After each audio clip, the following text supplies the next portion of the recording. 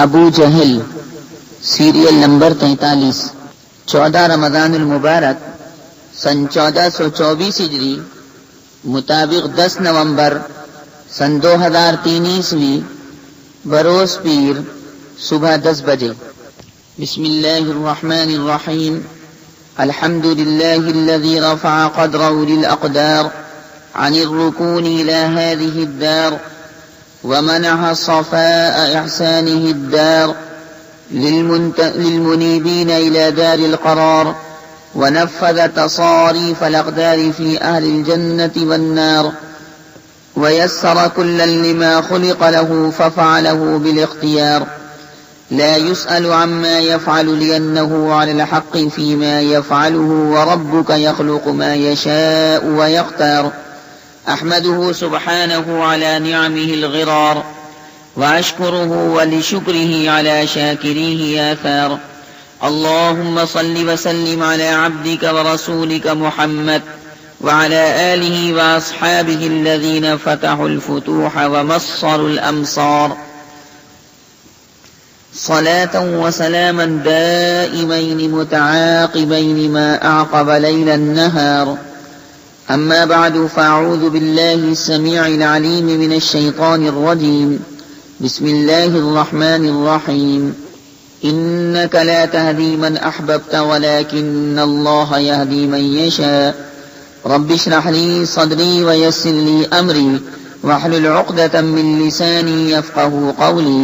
علم الانسان ما لم يعلم رب زدنی علما.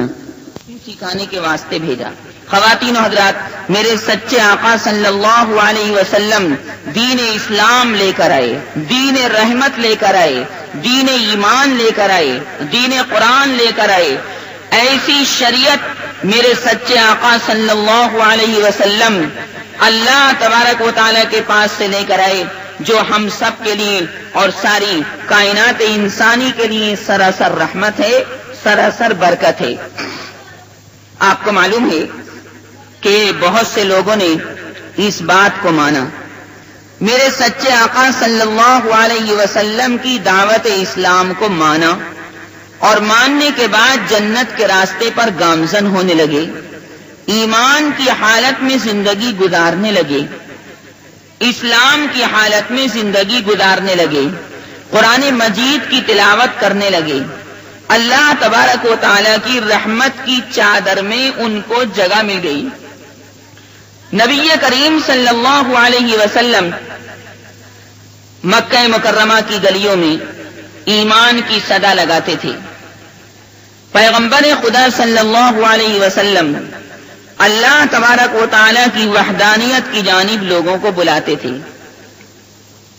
فرماتے تھے کہ لوگو، تم کلمہ پڑھ لو، تم کامیاب ہو جاؤ گے.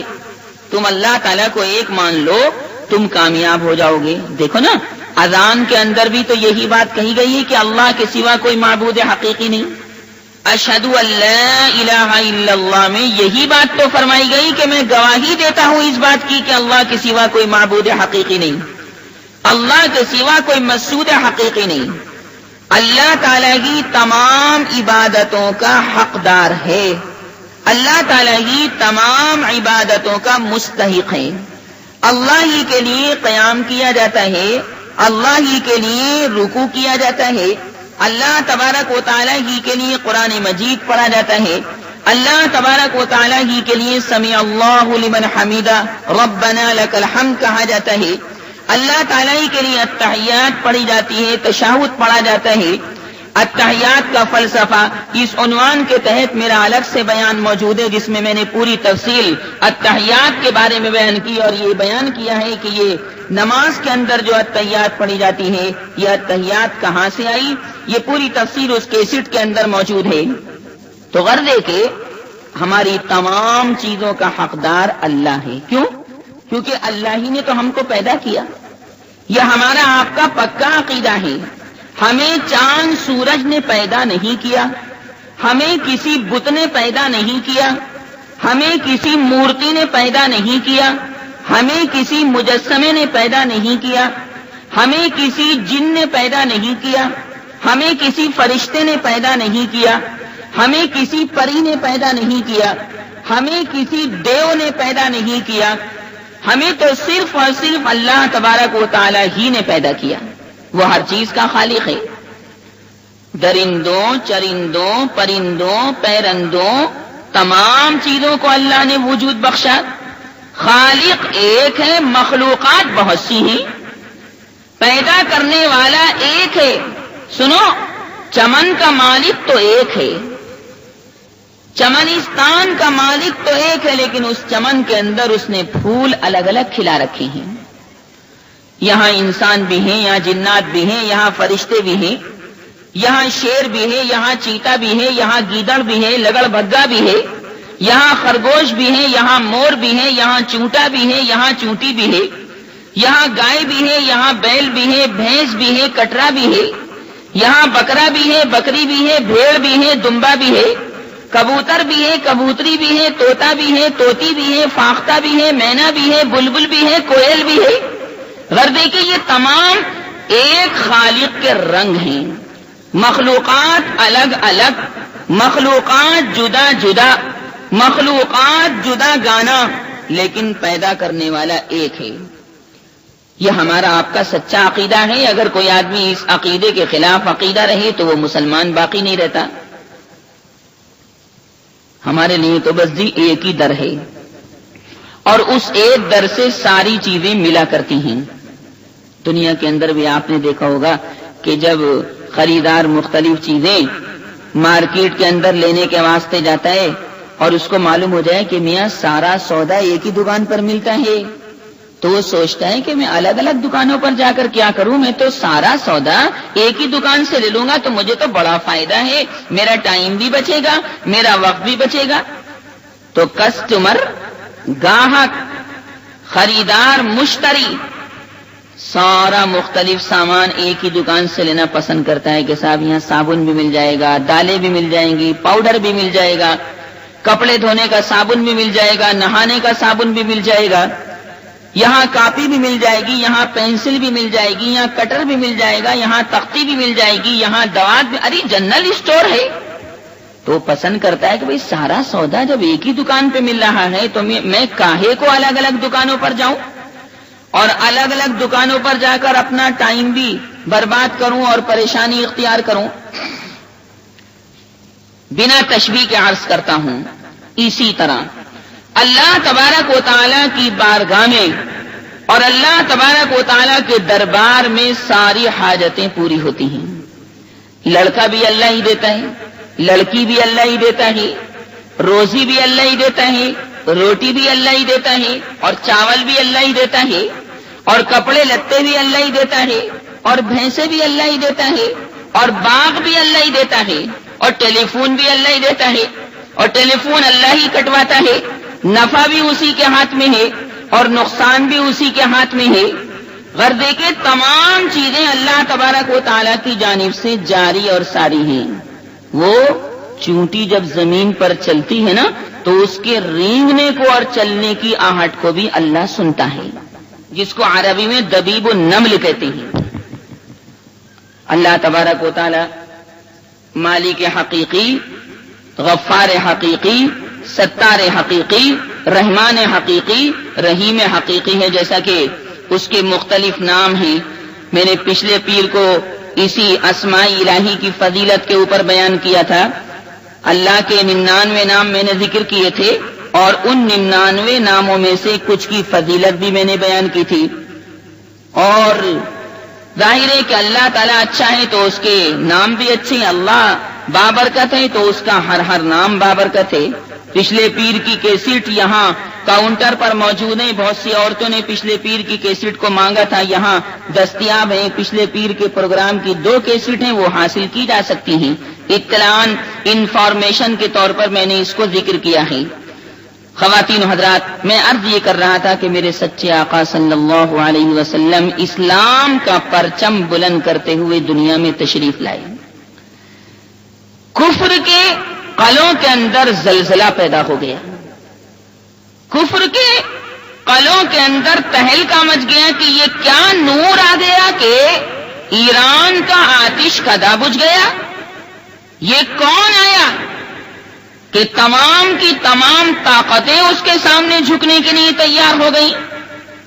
یہ کون آیا کہ دھیمی پڑ گئی لو شمع محفل کی؟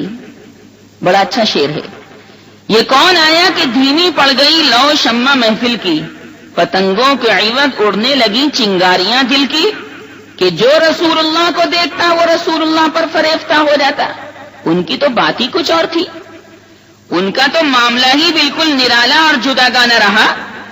اس لیے میں بار بار عرض کرتا ہوں کہ سرکار مدینہ صلی اللہ علیہ وسلم کی ذات گرامی دنیا میں تشریف لائی، اور اب اللہ تعالیٰ سرکار جیسا کسی کو پیدا نہیں کرے گا.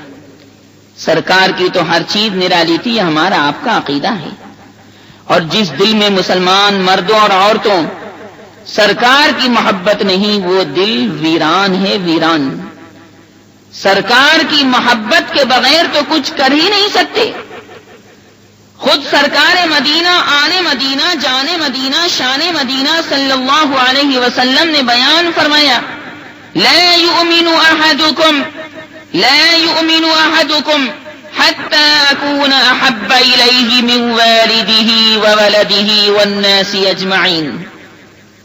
تمہارا ایمان پورا نہیں ہو سکتا جب تک مجھ رسول اللہ کی محبت تمہارے دل میں تمہارے باپ سے زیادہ نہ ہو، تمہاری ماں سے زیادہ نہ ہو، تمہاری اولاد سے زیادہ نہ ہو، تمہارے چچا سے زیادہ نہ ہو، تمہارے تایا سے زیادہ نہ ہو، تمہارے خاندان والوں سے زیادہ نہ ہو، تمہارے قبیلے والوں سے نہ ہو، غرضے کے ساری کائنات کی تمام مخلوقات سے زیادہ جب تک رسول اللہ کی محبت انسان کے دل میں نہیں، اس کا ایمان کامل اور پورا نہیں. اس لیے سرکار مدینہ کے عاشق، سرکار مدینہ کو چاہنے والے، سرکار مدینہ کے پرستار، سرکار مدینہ کی محبت میں تڑپنے والے، بلکنے والے، سسکنے والے، مچلنے والے عجیب و غریب اپنا انداز رکھتے ہیں اور یہی کہتے ہیں کہ میاں رہتے تو ہیں امروہہ میں، رہتے تو ہیں امروہہ میں، رہتے تو ہیں رامپور میں، رہتے تو ہیں جویا میں، رہتے تو ہیں دہلی میں، رہتے تو ہیں بامبے میں، کلکتے میں، لیکن دل پڑا رہتا ہے مدینے میں. یہ بہت اچھی بات ہے. آدمی مدینے جائے اور دل امروہہ میں پڑا رہے، توبہ توبہ. آدمی امروہہ میں رہے، مرد ہو یا عورت، لڑکا ہو یا لڑکی، لیکن دل مدینہ منورہ میں رہے، سبحان اللہ، اس پر بڑا ثواب ملتا ہے. علماء نے فرمایا جو آدمی ایسا ہے کہ رہتا اپنے وطن میں ہے، رہتا اپنے گاؤں میں ہے، رہتا اپنے دیہات میں ہے، اپنے گھر میں، لیکن دل پڑا رہتا ہے مکہ مکرمہ مدینہ منورہ میں، تو اس کو اس آدمی جیسا ثواب ملتا ہے جو مکہ مکرمہ میں جا کر عبادت کرے، جو مدینہ منورہ میں جا کر عبادت کرے. یہ ہمارا آپ کا عقیدہ ہے. سرکار جیسی ذات گرامی تو پیدا ہو ہی نہیں سکتی. در اقدس پہ حسرت کھینچ لائی ہے محمد کی، سکھ دیو پرشاد بسمل الہبادی فرماتے ہیں. یہ اشعار ایک ہندو کے لکھے ہوئے ہیں، مسلمان کی نعت نہیں ہے. در اقدس پہ حسرت کھینچ لائی ہے محمد کی، کہ مشہور جہاں حاجت روائی ہے محمد کی. سرکار مدینہ حاجت روائی فرماتے ہیں. سرکار مدینہ اپنی حیات کے اندر بھی جب تک دنیا میں تشریف فرما تھے، لوگوں کی ضرورتیں پوری کیا کرتے تھے. لیکن سرکار مدینہ دنیا سے پردہ فرمانے کے بعد بھی لوگوں کی حاجتیں پوری فرماتے ہیں. محبت کا تو معاملہ ہی عجب ہوتا ہے. محبت کی لائن ہی الگ ہوتی ہے. محبت جب کسی کو کسی سے ہو جاتی ہے تو وہ تڑپتا ہے، مچلتا ہے، بلکتا ہے. اور سرکار مدینہ سے محبت ہو جائے، خدا کی قسم ساری محبتیں اس محبت پر قربان ہیں. ایک بدو دیہات کا رہنے والا، اس نے یہ سن رکھا تھا کہ سرکار مدینہ صلی اللہ علیہ وسلم اپنی زندگی کے اندر حاجت روائی فرماتے تھے، اپنی زندگی کے اندر لوگوں کی ضروریات پوری کرتے تھے، مہمانوں کو کھانا کھلاتے تھے، غریبوں کو دیتے تھے، مہمان نوازی فرماتے تھے، مصیبتیں برداشت کرتے تھے. کہنے لگا اب تو نبی کریم صلی اللہ علیہ وسلم دنیا سے پردہ فرما گئے، پر کہنے لگا کہ آج تو رسول اللہ کے دربار سے، رسول اللہ کے روضہ اقدس سے کھانا کھانا ہے۔ اب عجیب ضد تھی صاحب، محبت کا تو میں نے کہا نہیں کہ محبت کا معاملہ ہی عجیب ہوتا ہے۔ جیسے دہلی کے اندر بستی حضرت نظام الدین اولیاء علیہ الرحمہ، سب جانتے ہیں نظام الدین کے نام سے، حضرت شیخ نظام الدین اولیاء علیہ الرحمہ کے نام پر میرا مستقل الگ سے بیان موجود ہے، محبوب الہی کے نام سے، اس میں میں نے حضرت شیخ نظام الدین اولیاء علیہ الرحمہ کے بارے میں تفصیل سے ذکر کیا ہے۔ تو حضرت شیخ کے یہاں بھی لنگر جاری رہتا تھا، حضرت شیخ کے یہاں بھی غریبوں کو کھانا کھلایا جاتا تھا، اللہ اس لنگر کو پورا کرتا تھا۔ تو ایک آدمی نے یہ کہا کہ حضرت شیخ نظام الدین اولیاء علیہ الرحمہ بھائی ان کو کشف ہو جاتا ہے، دل کا حال ان کو معلوم ہو جاتا ہے۔ آج میں حضرت کا امتحان لے کے دیکھتا ہوں۔ حضرت کا ایک خادم تھا، اس کا نام اقبال تھا، وہ دربار میں گیا، حضرت شیخ نظام الدین اولیاء علیہ الرحمہ کی خدمت شریفہ میں پہنچا، سلام کرنے کے بعد بیٹھ گیا۔ اس وقت باورچی خانے میں مطبخ کے اندر چاول پکے ہوئے تھے، چاولوں کی بھی مستقل الگ الگ قسمیں ہیں، الگ الگ بھاؤ ہوتے ہیں، موٹا چاول، باریک چاول، قرضے کے الگ الگ قسمیں ہوتی ہیں۔ تو اس نے اپنے دل کے اندر یہ بات ٹھان لی کہ میں چاول نہیں کھاؤں گا۔ حضرت شیخ سے زبان سے کچھ نہیں کہا، میں چاول نہیں کھاؤں گا، دل میں ٹھان لی میں تو آج مرغا ہی کھاؤں گا، اور یہاں سے مرغا کھا کر ہی اٹھوں گا، دیکھتا ہوں شیخ مجھے مرغا کھلاتے ہیں کہ نہیں کھلاتے۔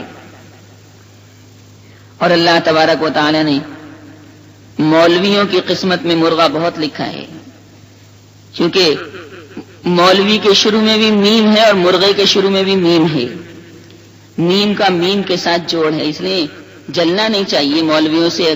اور جو آدمی زیادہ مرغے کھانا چاہے مولوی بن جائے، عالم بن جائے، یہ فضیلت حاصل کرے۔ تو دل میں ٹھان لی کہ جی میں تو یہاں سے حضرت شیخ کے دسترخوان سے مرغا کھا کر ہی اٹھوں گا، میں کچھ نہیں جانتا یہاں مطبخ میں چاول پکے ہوں، دیکھتا ہوں حضرت شیخ میرے دل کا حال معلوم کرتے ہیں کہ نہیں۔ اچھا دل کا حال اصل تو اللہ ہی جانتا ہے، لیکن اپنے ولیوں کو کسی کے دل کے حال پر اللہ تعالیٰ اطلاع دے دیتا ہے، اس کو کشف کہتے ہیں، اس کو الہام کہتے ہیں۔ حضرت شیخ کو کشف ہو گیا کہ اچھا میاں جی میرے سامنے بیٹھے اور بیٹھے بیٹھے دل کے اندر یہ پکوڑیاں پکا رہے ہیں کہ مرغا ہی کھاؤں گا، مرغا ہی کھاؤں گا، مرغا ہی کھاؤں گا۔ حضرت شیخ نے بھی اللہ سے دل میں دعا کر ڈالی، وہ دل میں مرغے کی بات کر رہا تھا، حضرت شیخ نظام الدین اولیاء علیہ الرحمہ نے دل میں دعا کر ڈالی اللہ سے کہ پروردگار میری عزت رکھ لے اور کہیں سے مرغا بھیج دے۔ ابھی یہ دعا کر ہی رہے تھے کہ ایک آدمی دہلی کے اندر خان کے اندر تشتری کے اندر مرغے کا بھنا گرما گرم گوشت لے کر حضرت شیخ کی خدمت میں حاضر ہوا اور سامنے لا کر رکھ دیا۔ حضرت شیخ نے فرمایا کہ میاں جی آپ جو اپنے دل میں مرغے کی پکوڑیاں پکا رہے تھے اور یہ کہہ رہے تھے کہ آج تو مرغے ہی کھا کر جاؤں گا، تو لیجیے اللہ نے آپ کے واسطے مرغا بھیج دیا، نوش جان فرمائیے، تناول فرمائیے، کھائیے۔ واقعی وہ حضرت کے پیروں میں گر پڑا اور کہنے لگا کہ واقعی یہ آدمی اللہ والا ہے، خدا رسیدہ ہے، اللہ کا نور اس کے پاس موجود ہے۔ تو ایسے ہی وہ بدو جو تھا، وہ دیہاتی جو تھا، اس نے کہا کہ جی نا میں کچھ نہیں جانتا، میں تو آج سرکار مدینہ کے روضے اقدس پر جاؤں گا اور کہوں گا کہ میں کسی کا مہمان نہیں، میں تو آپ کی قبر پر حاضر ہوا ہوں، کھانا آپ کے در سے کھاؤں گا۔ بھوکا تھا مگر صاحب اللہ تعالیٰ تو ہر چیز پر قادر ہے، بھوک کی حالت میں نیند تھوڑا ہی آتی ہے، آدمی کروٹیں بدلتا ہے، تارے گنتا ہے، بھوک کا جب رہتا ہے، جب آدمی کھا لیتا ہے تو کھانے کا خمار دماغ پر چڑھتا ہے اور اس خمار کی وجہ سے نیند آنے لگتی ہے۔ مگر اللہ علی کل شیء قدیر ہے، اس کی شان علی کل شیء قدیر ہے۔ بھوکا تھا لیکن قبر اطہر کے پاس سو گیا، اور سو جانے کے بعد خواب میں دیکھا کہ نبی کریم صلی اللہ علیہ وسلم تشریف لائے اور کہا مجھ کو پتہ چل گیا اللہ کی طرف سے کہ تو میرے ہی در سے کھانا کھانا چاہتا ہے. خواب میں تشریف لا کر اس بدو سے، اس دیہاتی سے سرکار مدینہ صلی اللہ علیہ وسلم باتیں فرما رہے ہیں. آپ نے روٹی اس کے سامنے لا کر رکھ دی اور اس نے خواب کے اندر ہی آدھی روٹی کھا لی. بس روٹی آپ نے اس کے ہاتھ میں رکھی اور آپ تشریف لے گئے. اس نے آدھی روٹی خواب کے اندر کھا لی اور آدھی روٹی کھانے کے بعد جیسے ہی آنکھ کھلی تو واقعی آدھی بچی ہوئی روٹی اس کے ہاتھ میں سچ مچ موجود تھی. یہ سرکار مدینہ کا دسترخوان ہے. ایسا سچا نبی کہ اس سچے نبی کے اوپر ساری کائنات قربان ہے. کیسا بمبئی کا بابو اور کیسا کلکتے کا بابو، یہ تو سب پیروں تلے روندنے کے قابل ہے. اور بھاگ گیا وہ بمبئی کا بابو. یہ سب مجازی چیزیں ہیں، سب رقیق چیزیں ہیں، یہ سب کمزور چیزیں ہیں. سرکار مدینہ کا تعلق اور سرکار مدینہ کی محبت کا ڈورا بڑا مضبوط ہے. اس ڈورے کو تو اللہ بھی پسند کرے ہے اور اسی نسبت کو برقرار رکھنا چاہیے. تو میں عرض یہ کر رہا تھا کہ جب آپ صلی اللہ علیہ وسلم نے ایمان کی اور اسلام کی دعوت دی تو بعض لوگوں نے مانا یہ سوچ کر کہ سبحان اللہ، اس پیغمبر کی پیشین گوئی تو پہلی کتابوں کے اندر بھی موجود ہے، تورات میں بھی ہے، انجیل میں بھی ہے.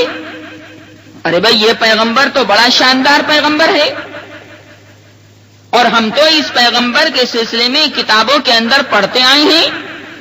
آسمان کی پرانی کتابوں میں ان کا تذکرہ موجود ہے. نہ صرف یہ کہ ان کا تذکرہ بلکہ ان کی امت کا ذکر بھی پرانی کتابوں میں موجود ہے، تورات میں بھی اور انجیل میں بھی. چنانچہ قرآن مجید نے اس کا ریفرنس دیا اور اس کا حوالہ دیا.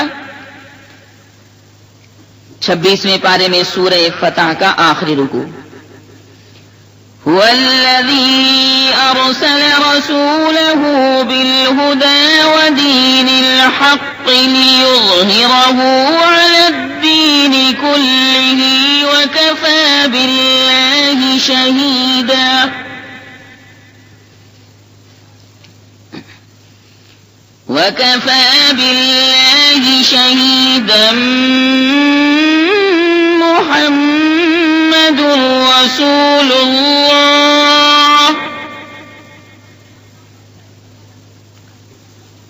والذين معه أشداء على الكفار رحماء بينهم تراهم ركعا سجدا يبتغون فضلا من الله ورضوانا سيماهم في وجوههم من أثر السجود ذلك مثلهم في التوراة ومثلهم في الإنجيل. لہذا جو اچھے لوگ تھے نا انہوں نے جلدی سے نبی کریم صلی اللہ علیہ وسلم کی دعوت ایمان کو قبول کر لیا. سکھدیو پرشاد بسمیل آبادی فرماتے ہیں در اقدس پہ حسرت کھینچ لائی ہے محمد کی کہ مشہور جہاں حاجت روائی ہے محمد کی. فرشتے بھی بشر بھی دونوں ان پر فخر کرتے ہیں. وہیں سے عرش اعظم تک رسائی ہے محمد کی. زمین سے عرش اعظم تک رسائی ہے محمد کی. جو یہ پیدا نہ ہوتے تو نہ ہوتا کوئی بھی پیدا. جو یہ پیدا نہ ہوتے تو نہ ہوتا کوئی بھی پیدا. خدا کی شان ہے گویا خدائی ہے محمد کی. ہوئے ایک چاند کے 2 ٹکڑے انگلی کے اشارے سے. ہوئے ایک چاند کے 2 ٹکڑے انگلی کے اشارے سے. منور کتنی یہ معجز نمائی ہے محمد کی. ہوائیں شوق اڑا کر جلد پہنچا دے مدینے میں. ہوائیں شوق اڑا کر جلد پہنچا دے مدینے میں. بڑی تکلیف دے مجھ کو جدائی ہے محمد کی. نبی کریم صلی اللہ علیہ وسلم کی بات کو بعض لوگوں نے مانا جو سعید تھے، نیک تھے، جن کی قسمت میں جنت لکھی ہوئی تھی، اور بعض لوگوں نے انکار کیا. ان کم بختوں میں انکار کرنے والوں میں ابو جہل بھی تھا، جس کی کنیت ابو الحکم یا ابو الحکم تھی، اچھے فیصلہ کرنے والا، اپنے قبیلے کا سردار تھا، اپنے آپ کو بہت بڑا بنتا تھا، تکبر میں تن پھن رہتا تھا، نبی کریم صلی اللہ علیہ وسلم کا جانی دشمن تھا. دیکھو، اگر کسی کے دنیا میں دشمن پیدا ہو جائیں تو اس کا یہ مطلب نہیں کہ وہ آدمی برا ہو گیا. لوگ تو رسول اللہ کے ساتھ بھی دشمنی کر چکے، اللہ کے ساتھ بھی دشمنی کرتے ہیں، تبھی تو اللہ کو ایک نہیں مانتے، تبھی تو بتوں کی عبادت کرتے ہیں، تبھی تو اللہ کے غیر کی پوجا کرتے ہیں. اللہ کے ساتھ محبت تو یہ کہ اللہ کو ایک مانو، کسی کی عبادت نہ کرو، بس اسی کی عبادت کرو. بڑا سخت، بڑا بدتمیز، بڑا بدماش، بڑا بد کردار، بڑا بد گفتار تھا یہ ابو جہل. نبی کریم صلی اللہ علیہ وسلم کی بات کو ماننے کے لیے تیار نہیں تھا. بڑے تمتراق سے کہا تھا کہ مار دیں گے محمد کو، اور مار دیں گے ایمان والوں کو، کھیرے ککڑی کتنا کاٹ کر رکھ دیں گے بدر کے میدان میں. بدر کی لڑائی اس عنوان سے 2 کیسٹ میں میری تقریر الگ سے موجود ہے. میں یہ اس لیے بیان کر دیتا ہوں تاکہ آپ کو انفارمیشن ہو جائے، اطلاع ہو جائے کہ اس موضوع پر بھی بیان ہے، اس موضوع پر بھی کیسٹ موجود ہے، تاکہ آپ استفادہ کر سکیں. بہرحال اللہ تبارک و تعالیٰ بھی ان تکبر والے کلمات کو سننا تھا. اللہ کو تو بندے کا تکبر پسند نہیں. ساری بڑائی تو اللہ کو زیب دیتی ہے، بڑوں کا بڑا وہ ہے. اللہ تو ہر چیز سے بڑا ہے، اللہ اکبر. لہذا اللہ تبارک و تعالی نے بھی یہ فیصلہ فرما لیا کہ اگر 2 چھوٹے چھوٹے بچوں کے ہاتھوں اے ابو جہل تجھے نہ مروا دیا تو پھر میری خدائی کیا ہوئی؟ بڑے آدمی تجھے نہیں ماریں گے. ہوا کرے تو اپنے قبیلے کا سردار، ہوا کرے تو اپنے آپ کو بڑا سمجھنے والا، مگر میں خدا سب سے بڑا ہوں. میں تو بادشاہ سے بھی بڑا، وزیر سے بھی بڑا، سفیر سے بھی بڑا، مشیر سے بھی بڑا، گاؤں والے سے بھی بڑا، شہر والے سے بھی بڑا، اور باغوں والے سے بھی بڑا، ہر چیز سے بڑا. اللہ تبارک و تعالی نے یہ فیصلہ فرما لیا کہ اس کو 2 چھوٹے چھوٹے بچوں سے مروانا ہے. بڑا اللہ بھی اس بات کو سننا تھا، اور اللہ نے بھی فیصلہ فرما لیا تھا کہ آج بدر کے میدان میں اپنی خدائی کا اگر کرشمہ نہیں دکھایا تو پھر بات ہی کیا ہوئی. لیکن ابو جہل کو اپنے غرور کی حقیقت کا بہت جلد پتہ چل گیا، کیونکہ چند ہی لمحے بعد مسلمانوں کے جوابی حملے کی تندی کے سامنے مشرکین کی صفیں پھٹنا شروع ہو گئیں. اللہ تبارک و تعالی نے فیصلہ فرما لیا کہ ایمان والے آج جیت کر رہیں گے. ادھر نبی کے ہاتھ دعا کے لیے اٹھ گئے صلی اللہ علیہ وسلم. اے میرے پروردگار، یہ لوگ پیدل ہیں، میرے چاہنے والوں کے پاس سواریاں نہیں ہیں، ان کو سوار کر دے. یہ لوگ برہنہ ہیں، ان کو لباس پہنا دے. بھوکے ہیں، ان کو سیر کر دے. یہ صحابہ نادار ہیں، ان کو اپنے فضل سے غنی کر دے. دیکھو نا، بدر کے میدان میں ایک طرف تو کافروں کی فوج، ابو جہل کی فوج، اور ایک طرف نبی کریم صلی اللہ علیہ وسلم کی اسلامی فوج. قرآن پاک میں اس کو بیان کیا گیا کہ میں ایک طرف تو یہ اسلام والے اللہ کے عاشق تھے، اور ایک طرف یہ کافر شیطان کو چاہنے والے تھے. سورہ آل عمران کے دوسرے رکوع میں 3 پارے میں اللہ تبارک و تعالی نے اس کو بیان فرمایا. قد كان لكم آية في فئتين التقتا فئة تقاتل في سبيل الله وأخرى كافرة يرونهم مثليهم رأي العين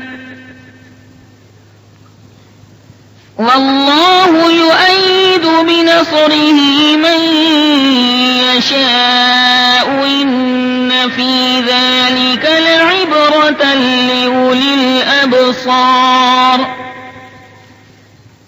ایک طرف کافر، ایک طرف مسلمان ایک طرف روشنی، ایک طرف ظلمت، ایک طرف صفائی قلب، ایک طرف قدورت، ایک طرف صداقت، ایک طرف طاقت، ایک طرف تحمل، ایک طرف حماقت، ایک طرف تعمیر، ایک طرف تخریب، ایک طرف مومن، ایک طرف مشرک، ایک طرف تقدیر والے، ایک طرف شمشیر یعنی تلوار والے، ادھر اللہ والے ادھر شیطان والے۔ نبی کریم صلی اللہ علیہ وسلم کے چاہنے والے ان کافروں کے مقابلے میں حضرت معوذ اور معاذ میدان کے اندر اتر پڑے۔ چھوٹے بچے تھے جن کو کم عمری کی وجہ سے میدان میں لانے سے انکار کیا جا رہا تھا، چھوڑا جا رہا تھا کہ اچانک یہ معوذ اور معاذ حضرت عبد الرحمن ابن عوف رضی اللہ تعالی عنہ کے قریب آئے اور آ کر آہستہ سے پوچھا کہ چچا جان ابو جہل کہاں ہے؟ ہم اس کو جانتے پہچانتے نہیں، بتا دیجیے۔ حضرت عبد الرحمن ابن عوف فرماتے ہیں کہ میں جس مقام پر کھڑا تھا میں نے سوچا کہ اپنے ارد گرد کا جائزہ لے لوں، اگر میدان جنگ میں کسی رفیق اور ساتھی کی ضرورت پڑی تو اس کو آواز تو دے لوں گا، مدد تو مجھے پہنچا دے گا، مگر کیا دیکھتا ہوں کہ میرے تو دائیں بائیں یہ بچے ہیں۔ حضرت عبد الرحمن ابن عوف رضی اللہ تعالی عنہ یہ سوچ رہے تھے کہ ارے یہ دو چھوٹے چھوٹے بچے میری کیا مدد کریں گے۔ فرماتے ہیں مگر کیا دیکھتا ہوں، نظر آئی مجھے دو سادہ رو معصوم تصویریں، ابھی 9 عمر تھے، دونوں کے ہاتھوں میں تھی شمشیریں، شمشیر کے معنی تلوار، بہت شائستہ خوش اتوار، کم عمر و حسین دونوں، فرشتوں کی طرح آئے تھے بالائے زمیں دونوں۔ ابھی میں اپنی حالت پر نہ تھا کچھ سوچ نہیں پایا کہ ایک جانب سے لڑکا دوڑ کر میری طرف آیا، نہایت رازداری سے نشاں بو جہل کا پوچھا، شباہت اور حلیہ اور موجودہ نشاں پوچھا۔ چچا جان بتلا دیجیے۔ حضرت عبد الرحمن ابن عوف فرماتے بیٹے تمہیں ابو جہل سے کیا مطلب، تمہیں کیا کہنا ہے ابو جہل سے؟ دونوں چھوٹے چھوٹے بچے بولے قسم کھائی ہے کہ مر جائیں گے یا ماریں گے ناری کو، ناری کے معنی دوزخ میں جانے والا، مراد ابو جہل ہے۔ قسم کھائی ہے کہ مر جائیں گے یا ماریں گے ناری کو، سنا ہے گالیاں دیتا ہے وہ محبوب باری کو۔ عبد الرحمن ابن عوف فرماتے ہیں میں نے کہا بیٹو یہ میرے لالو دیکھو، وہ سامنے دیکھو، وہ جو آدمی لوگوں کو بار بار بلا رہے ہیں اور سینہ نکال کر چل رہے، وہ جو مشرکین کو اور کافروں کو چلا چلا کر آوازیں دے رہے، بس سمجھ لو وہی ہے بیٹے ابو جہل۔ کہنے لگے عبد الرحمن ابن عوف حفاظت کر رہا ہے گرد اس کے فوج کا دستہ، بیٹو شاید تم اس تک نہ پہنچ پاؤ کیونکہ ابو جہل کے حفاظت کرنے والے بڑے بڑے اس کے ساتھی اس کے پاس موجود ہیں، لیکن یہ دونوں بچے بھی اللہ پر ایمان رکھنے والے تھے۔ عبد الرحمن ابن عوف فرماتے ہیں حفاظت کر رہا ہے گرد اس کے فوج کا دستہ۔ معاذ اور معوذ کہتے ہیں چچا جان یہ دستہ کب تک روکے گا اسرائیل کا رستہ، ملک الموت کا رستہ کب تک روکے گا؟ ملک الموت جب چاہے گا ابو جہل کی روح نکال لے گا، ہم تو جائیں گے اس کے پاس۔ یہ کہہ کر معوذ اور معاذ شیر کی طرح ابو جہل پر جھپٹے، حملہ آور ہوئے اور اس کو پل بھر میں بے بس کر کے زمین پہ گرا دیا۔ اللہ نے بھی دکھلا دیا کہ میاں جی بہت مونچھوں پر تاؤ دیتے تھے، بہت سینہ نکال کر چلتے تھے، ہم نے ابو بکر سے تمہیں نہیں مروایا، عمر ابن خطاب جیسے بہادر سے نہیں مروایا، تم کہتے بہادر نے بہادر کو مار دیا تو کیا کمال ہو گیا، ایک پہلوان نے دوسرے پہلوان کو میدان کشتی میں پچھاڑ دیا تو کیا کمال ہو گیا؟ نہیں، ہم نے کمزورے سے اے ابو جہل تمہیں مروا دیا، یہی تو خدائی ہے خدا کی۔ اللہ اکبر۔ اللہ تعالیٰ جب خواتین حضرات کام لینے پر آتا ہے تو بچوں سے بھی کام لے لیتا ہے۔ اللہ جب کام لینے پر آتا ہے تو مچھروں سے نمرود کو تباہ و برباد کرا دیتا ہے۔ اللہ جب کام لینے پر آتا ہے تو مکڑی سے غار پر جالا بنوا کر سرکار مدینہ کی حفاظت کروا دیتا ہے۔ اللہ جب کام لینے پر آتا ہے تو ایک چڑیا سے نمرود کی جلائی ہوئی آگ پر چڑیا کی چونچ سے پانی ڈلوا کر اس آگ کو گلے گلزار بنا دیتا ہے. تبھی تو حضرت ابراہیم کی سیفٹی کر لی اللہ نے. اللہ جب کام لینے پر آتا ہے تو ابابیلوں سے ابرہا اور اس کے ہاتھیوں کو مروا دیتا ہے. اللہ جب کام لینے پر آتا ہے تو چونٹیوں سے کام لے لیتا ہے. نہ کام لے تو نوح علیہ الصلوۃ والسلام کے بیٹے سے کام نہ لے, نوح علیہ الصلوۃ والسلام کے بیٹے کا مقدر ہی بجھا دے. ابراہیم علیہ الصلوۃ والسلام کے باپ کو ایمان سے کوڑا رکھ دے. حضور کے چچا ابو طالب کو دامن رحمت سے جدا کر دے. یہ قدرت کے فیصلے ہیں, قدرت کے فیصلوں کے سامنے کوئی دم نہیں مار سکتا. ابو جہل تو گر پڑا, مگر ابو جہل کے بیٹے اکرمہ نے جو اس وقت تک مسلمان نہیں ہوئے تھے, ایک شدید وار کر کے حضرت معاذ رضی اللہ تعالیٰ عنہ کے شانے سے بازو کاٹ دیا. تھوڑا سا چمڑا, تھوڑی سی کھال بازو کے ساتھ رہ گئی. حضرت معاذ رضی اللہ عنہ بچے اسی طرح پورا دن جہاد کرتے رہے. شام کو جب اس بازو نے درد کی ٹیسوں سے تنگ کر دیا تو بازو کو پاؤں کے نیچے سے الگ کر دیا اور فرمایا جو جسم کا حصہ جہاد سے روکے اسے جسم سے الگ کیا جا سکتا ہے, مگر جہاد کو نہیں چھوڑا جا سکتا ہے. حضرت معاذ رضی اللہ تعالیٰ عنہ خواتین و حضرات ہمیں اور آپ کو سبق دے گئے کہ جو جسم کا حصہ جہاد سے روکے اسے جسم سے الگ کر دو, اور جو اللہ تبارک و تعالیٰ سے روکے, رسول اللہ صلی اللہ علیہ وسلم سے خود بھی روکے اور دوسروں کو بھی روکے, اس کو اپنی دوستی سے الگ کر دو. تبھی تو دیکھو کہا گیا نا, دعائے قنوت تو آپ پڑھتے ہیں وتر کی نماز میں, تیسری رکعت میں دعائے قنوت پڑھتے ہیں. اللهم انا نستعينك ونستغفرك ونؤمن بك ونتوكل عليك ونثني عليك الخير ونشكرك ولا نكفرك ونخلع ونترك من يفجرك. یہ کیا کہا گیا؟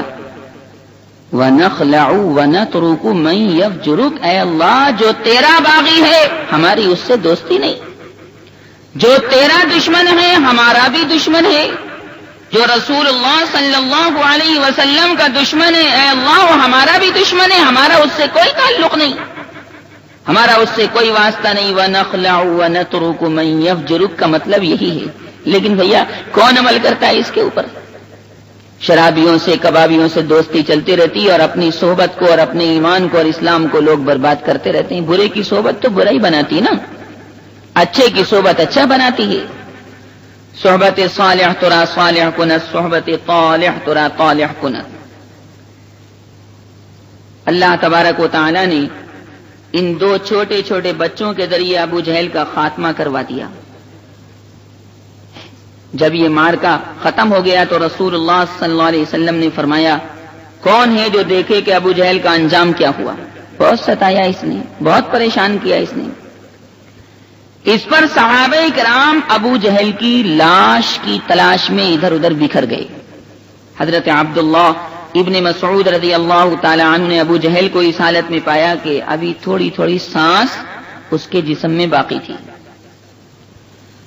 انہوں نے یعنی حضرت عبداللہ ابن مسعود رضی اللہ تعالی عنہ نے ابو جہل کی گردن پر پاؤں رکھا اور سر کاٹنے کے لیے ابو جہل کی داڑھی پکڑی اور فرمایا وہ اللہ کے دشمن, اے رسول اللہ کے دشمن, اے قرآن کے دشمن, اے ایمان والوں کے دشمن, اللہ نے آخر تجھے ذلیل کر دیا نا. کہاں گیا تیرا تکبر اور کہاں گئی تیری بڑائی؟ اس نے کہا کہ دیکھو نا مرتے مرتے بھی تکبر نہیں چھوڑ رہا ہے. کہنے لگا مجھے کاہے کو رسوا کیا؟ کیا جس شخص کو تم لوگوں نے قتل کیا ہے اس سے بھی بلند پایا کوئی آدمی ہے؟ یا جس کو تم لوگوں نے قتل کیا اس سے بھی اوپر کوئی آدمی؟ یعنی میں سب سے بڑا ہوں, مرتے مرتے بھی بڑائی نہیں چھوڑ رہا ہے. پھر بولا کاش مجھے کسانوں کے بجائے کسی اور نے قتل کیا ہوتا. ان بچوں کو کسان بتایا, اور واقعی وہ کسان خاندان کے تھے. وہ خاندان سے کیا ہوتا ہے؟ آدمی کے عمل کو, آدمی کے فعل کو, آدمی کے اخلاق کو اللہ تعالیٰ دیکھتا ہے, رنگ اور نسل کو تھوڑا ہی دیکھتا ہے. اگر خاندان کا کوئی مسئلہ ہوتا تو خدا کی قسم حضرت نوح کا بیٹا مسلمان ہوتا, حضرت نوح کی بیوی مسلمان ہوتی. لیکن بھیا یہ تو اللہ کا فضل ہے, جس کو چاہے عنایت فرما دے. اور جس کو چاہے محروم کر دے، جس کو چاہے اس کے بیٹے کو حافظ بنا دے، قاری بنا دے، عالم بعمل بنا دے، مفتی بنا دے، اور جس کو چاہے سڑکوں پر جناب جھاڑو لگوا دے، کسی کو بھنگی بنا دے، کسی کو راجا بنا دے، کسی کو سلطان بنا دے، کسی کو بادشاہ بنا دے، کسی کو مقرر بنا دے، کسی کو خطیب بنا دے. یہ تو اس کا فضل ہے، اور جب اللہ کا فضل کسی پر آئے تو اس کا شکر ادا کرنا اس کے اوپر لازم اور ضروری ہے. کہنے لگا کسانوں سے مروایا مجھے، 2 چھوٹے چھوٹے بچوں نے مارا. کہنے لگا اے عبداللہ بتاؤ آج جیت کس کی ہوئی؟ حضرت عبداللہ ابن مسعود رضی اللہ تعالیٰ عنہ نے فرمایا اللہ اور اس کے رسول کی جیت ہوئی. اس کے بعد حضرت عبداللہ ابن مسعود سے جو اس کی گردن پر پیر رکھ چکے تھے کہنے لگا اے بکری کے چرواہے، اے گڈریے کے لڑکے، تو بڑی اونچی اور مشکل جگہ پر چڑھ گیا، یعنی اب بھی تکبر نہیں چھوڑ رہا ہے اور ان کو گڈریے کا لڑکا بتا رہے. اتنی بات بتلا دوں کہ حضرت عبداللہ ابن مسعود رضی اللہ عنہ مکہ مکرمہ میں بکریاں چرایا کرتے تھے، اور بکریاں چرانا کوئی بری بات نہیں. رسول اللہ صلی اللہ علیہ وسلم نے بکریاں چرائی ہیں. بخاری شریف جلد اول جلد ثانی دونوں میں ہے کہ اللہ نے جس نبی کو بھی دنیا کے اندر بھیجا ہر نبی نے بکریاں چرائیں. صحابہ کرام نے پوچھا کہ یا رسول اللہ آپ بھی نبی ہیں، آپ نے بھی بکریاں چرائیں؟ فرمایا ہاں، کنت ارعى الغنم لأهل مکہ علی قراریط، چند ٹکوں کے بدلے میں مکہ مکرمہ کے رہنے والوں کی بکریاں چراتا تھا. بھئی کام سے کیا ہوتا ہے؟ یہ تو بھائی پیٹ بھرنے کے دندے ہیں. ہماری برادری کا نام تو اور آپ کی برادری کا نام تو اسلام ہے. یہ انصاری، منصوری، قریشی، فاروقی، علوی، صدیقی، عثمانی، یہ کوئی حیثیت نہیں اللہ کی نگاہ میں. یہ تو میں پہلے بیان کر چکا ہوں. ہماری برادری کا نام تو اسلام ہے. جب کوئی آپ سے پوچھے کہ آپ کون ہیں تو یہ مت کہو کہ ہم قریشی ہیں، یہ مت کہو کہ انصاری ہیں، یہ مت کہو کہ منصوری ہیں، یہ کہو مسلمان ہیں. ہوا سماکم المسلمین، قرآن میں اللہ نے 70ویں پارے کے آخری رکوع میں ہمارا نام انصاری منصوری نہیں رکھا بلکہ ہمارا نام مسلم رکھا. اور اللہ نے جو نام رکھ دیا اس سے بڑھیا کوئی نام تھوڑا ہی ہو سکتا ہے.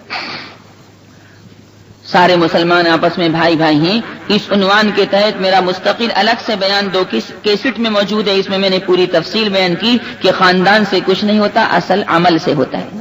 دیکھو نا حضرت بلال رضی اللہ تعالیٰ عنہ بالکل کالے کلوٹے، اور کہاں جناب حضرت بلال رضی اللہ تعالیٰ عنہ افریقہ کے رہنے والے لیکن مسجد نبوی کے مؤذن بنائے گئے.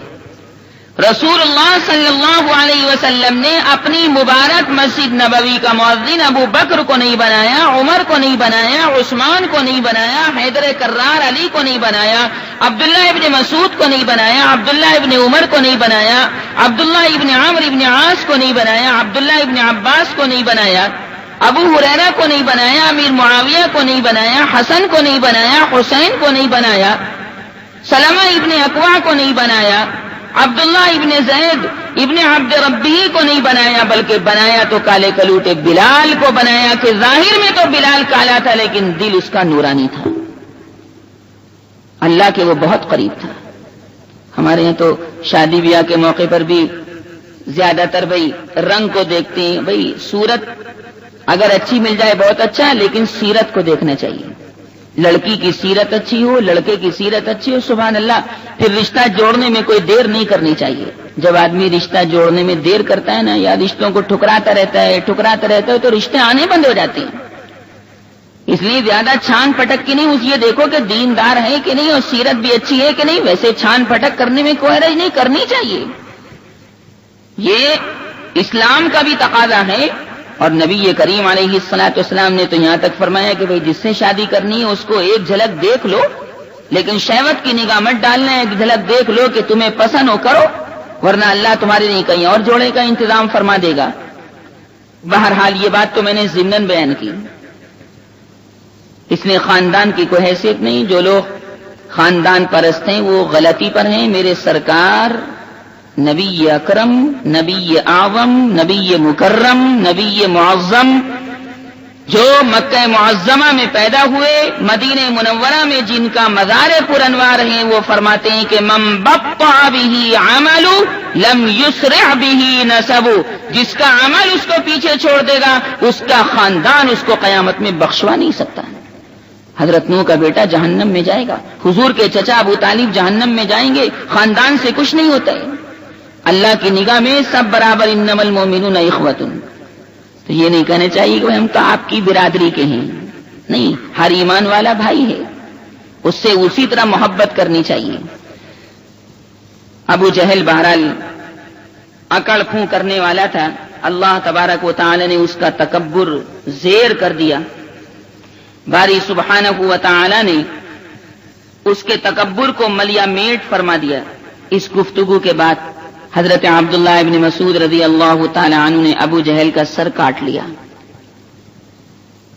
کہنے لگا کہ ذرا سینے کے پاس سے کاٹنا، تاکہ جب میری گردن لاشوں کے درمیان رکھی جائے تو گردن اونچی لگے. مرنے کے بعد بھی تو تکبر نہیں چھوڑ رہا ہے، مرنے کے بعد بھی تو اپنے آپ کی بڑائی ظاہر کر رہا ہے، لتھڑا ہوا تھا اس بڑائی کے اندر. مگر ظاہر سی بات ہے کہ جو اللہ تبارک و تعالیٰ کے خلاف کر دیتا ہے اللہ تعالیٰ اس کو چور چور کر دیتا ہے. اس لیے سیدھے سیدھے چلتے رہنا چاہیے. اللہ کی بات تو ماننی، سیدھے سیدھے مانو بہت اچھا، نہیں اللہ ٹیڑھی انگلی کر کے پھر منوا لے گا. کسی مصیبت میں گرفتار کرے گا، پھر آؤ گے تم نماز کی جانب، پھر آؤ گے سجدے کی جانب، پھر آؤ گے دعا کی جانب، پھر آؤ گے وظیفے کی جانب. تو سیدھے سیدھے چلتے رہو. سیدھی سڑک تو اچھی ہوتی ہے، اور ظاہر گڈھوں والی سڑک بری ہوتی. سب کہتے ہیں بھائی یہ سڑک اچھی نہیں ہے، اس میں گڈھے ہیں، اس میں رکشے میں بیٹھ کر چوٹ لگتی ہے وغیرہ وغیرہ. کہنے لگا ذرا سینے کے پاس سے کاٹنا تاکہ اونچی لگے گردن. حضرت عبداللہ ابن مسعود رضی اللہ تعالیٰ عنہ نے ایسا کیا نہیں، اس کا سر کاٹ لیا اور رسول اللہ صلی اللہ علیہ وسلم کی خدمت میں لا کر اس کو رکھ دیا. عرض کیا یا رسول اللہ، یہ رہا آپ کا دشمن ابو جہل کا سر، یہ رہا خدا کے دشمن ابو جہل کا سر. میرے سرکار صلی اللہ علیہ وسلم نے 3 مرتبہ فرمایا واقعی اس خدا کی قسم جس کے سوا کوئی معبود نہیں، یہی ابو جہل کا سر ہے. فرمایا اللہ اکبر، الحمدللہ الذی صدق وعدہ ونصر عبدہ وہزم الاحزاب وحدہ. اللہ سب سے بڑا ہے، تمام تعریف اللہ کے لیے ہے. فرمایا جس نے اپنا وعدہ سچا کر کے دکھایا، اپنے بندے کی مدد فرمائی اور تنہا سارے گروہوں کو اور ساری کافروں کی جماعت کو ہرا دیا، شکست دے دی. پھر فرمایا رسول اللہ صلی اللہ علیہ وسلم نے کہ چلو بھائی مجھے اس کی لاش تو دکھا دو، سر تو لے کر آ گئے. فرماتے ہیں کہ ہم نے حضور اقدس صلی اللہ علیہ وسلم کو لے جا کر لاش دکھائی. آپ نے فرمایا یہ اس امت کا فرعون ہے. فرعون نے تو خدائی کا دعویٰ کیا تھا، لیکن اس نے تو معاملہ بہت کچھ آگے بڑھا چڑھا دیا. بڑا بدتمیز، بڑا بد کردار، بڑا بدگفتار تھا. نبی کریم صلی اللہ علیہ وسلم کو جب اللہ تعالی نے نماز پڑھنے کا حکم دیا اور میرے آقا صلی اللہ علیہ وسلم نے نماز پڑھنا شروع کی تو ابو جہل نے آپ کو نماز پڑھنے سے روکا اور دھمکی دی کہ آئندہ اے محمد تو نماز نہیں پڑھ سکے گا. دھمکی دی کہ نعوذ باللہ اے محمد تو آئندہ سجدہ نہیں کر سکے گا.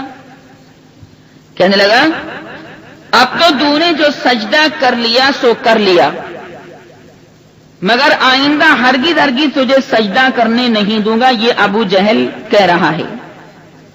نبی کریم علیہ الصلوۃ والسلام کے سامنے یہ بڑائی والے جملے بولے. معاذ اللہ آپ کی گردن کو پاؤں سے ابو جہل کچل دے گا. اس کے جواب میں اللہ تبارک و تعالی نے آیت کریمہ نازل فرمائی کہ اچھا تو میرے حبیب صلی اللہ علیہ وسلم کو نماز پڑھنے سے اور سجدہ کرنے سے روکتا ہے؟ ہرگز نہیں. أرأيت الذي ينهى عبدا إذا صلى أرأيت إن كان على الهدى أو أمر بالتقوى أرأيت إن كذب وتولى لم يعلم بأن الله يرى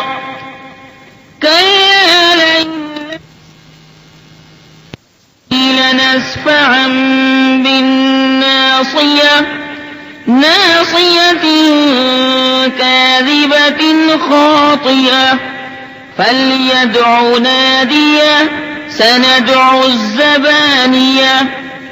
فرمایا اگر تو میرے حبیب کے جسم پر پیر رکھ کر کچلنا چاہے گا، میرے فرشتے تجھ کو نسیم منسیہ کر دیں گے، تیری پیشانی کے بال پکڑ کر تیرا منہ زمین پہ رگڑ دیں گے۔ یہ قرآن کی آیت میں نے آپ کو سنائی، اس میں یہ حکم موجود ہے۔ یہ آیت ابو جہل کے بارے میں نازل ہوئی۔ حضرت سمیہ رضی اللہ تعالی عنہ بڑی زبردست مجاہدہ تھی، ان کے باپ کا نام خیاط تھا، حضرت عمار کی والدہ تھی، یہ بھی اپنے لڑکے حضرت عمار اور اپنے شوہر حضرت یاسر کتنا اسلام کی خاطر قسم قسم کی تکلیفیں اور مشقتیں برداشت کرتی تھی، مگر اسلام کی سچی محبت جو دل میں گھر کر چکی تھی اس میں ذرا بھی فرق نہ آتا تھا۔ حضرت سمیہ عورت، حضرت سمیہ رضی اللہ تعالی عنہا کو گرمی کے سخت وقت دھوپ میں کنکریوں پر ڈالا جاتا تھا اور لوہے کی زرہ پہنا کر دھوپ میں کھڑا کیا جاتا تھا تاکہ دھوپ سے لوہا تپنے لگے اور اس کی گرمی سے سمیہ کو تکلیف ہو، تکلیف میں اضافہ ہو، مگر واری عورت، بہترین مائی، بہترین اللہ والی سمیہ برداشت کرتی تھی۔ حضور اقدس صلی اللہ علیہ وسلم کا ادھر کو گزر ہوتا کہ سمیہ دھوپ میں کھڑی ہیں، عورت کو بھی نہیں چھوڑا، صبر کی تلقین فرماتی اور فرماتے سمیہ برداشت کرو، سمیہ برداشت کرو، جنت کا رسول اللہ تم سے وعدہ کر رہے ہیں۔ حضرت سمیہ ایک مرتبہ کھڑی تھی دھوپ میں کہ ابو جہل کا ادھر کو گزر ہوا، بڑی گالیاں بکیں ابو جہل نے حضرت سمیہ رضی اللہ تعالی عنہا کو، برا بھلا کہا، ہاتھ میں برچا تھا لوہے کا، غصے میں آنکھ بگولا ہو گیا اور کہنے لگا کہ تو عورت ہو کر بھی محمد کے جادو میں گرفتار ہو گئی، تو بات کو مانتی نہیں، تجھے اور زیادہ ہم پریشان کریں گے۔ غصے میں آ کر برچا حضرت سمیہ رضی اللہ تعالی عنہا کی شرمگاہ پر پیشاب کے مقام پر مارا، اتنا زبردست پیشاب کے مقام پر زخم لگا کہ اس کی تکلیف برداشت نہ کرتے ہوئے حضرت سمیہ کا انتقال ہو گیا۔ یہ بھی ابو جہل نے کارنامہ انجام دیا، برا کارنامہ۔ اسلام کی خاطر سب سے پہلی شہادت حضرت سمیہ رضی اللہ تعالی عنہا کی ہوئی۔ اللہ تبارک و تعالی مجھے بھی عمل کی توفیق ارزانی فرمائے اور آپ حضرات کو بھی۔ وآخر دعوانا ان الحمد للہ رب العالمین۔